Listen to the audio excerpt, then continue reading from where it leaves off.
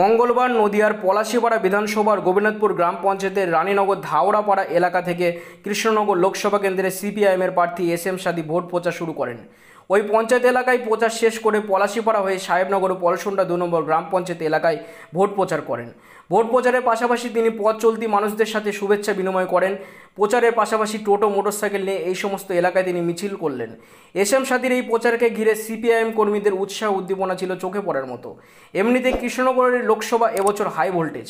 কখনো তৃণমূলের প্রার্থী মহুয়া মৈত্র প্রচারে বেরিয়ে ঝড় তুলছেন, আবার কখনো রাজ পরিবারে এবারের বিজেপির প্রার্থী অমৃতা রায় তিনিও ভোট প্রচারে ঝড় তুলছেন। সেই সময় সিপিআইএমের প্রার্থী এস.এম. সাদি গ্রাম্য এলাকায় ভোট প্রার্থনা করছেন। বলা যেতেই পারে কৃষ্ণনগর লোকসভা কেন্দ্র এবছর হাই ভোল্টেজ।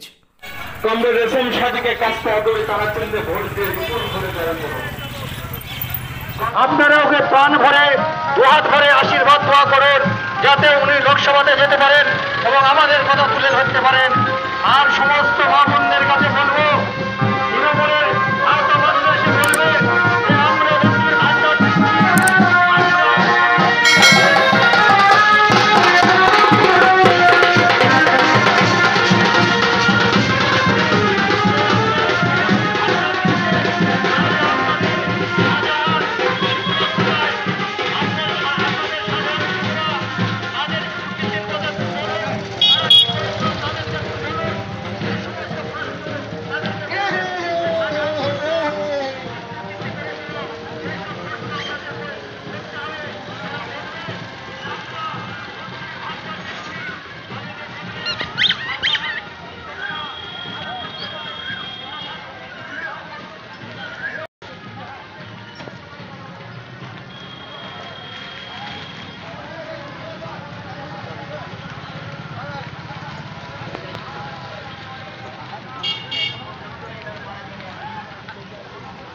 যদি এখনও আমাদের খবরের দর্পণ চ্যানেলটি সাবস্ক্রাইব না করে থাকেন, তাহলে এখনই সাবস্ক্রাইব করুন, সঙ্গে বেল বাটনটি ক্লিক করুন আর পেয়ে যান সব খবরের দ্রুত ভিডিও আপডেট।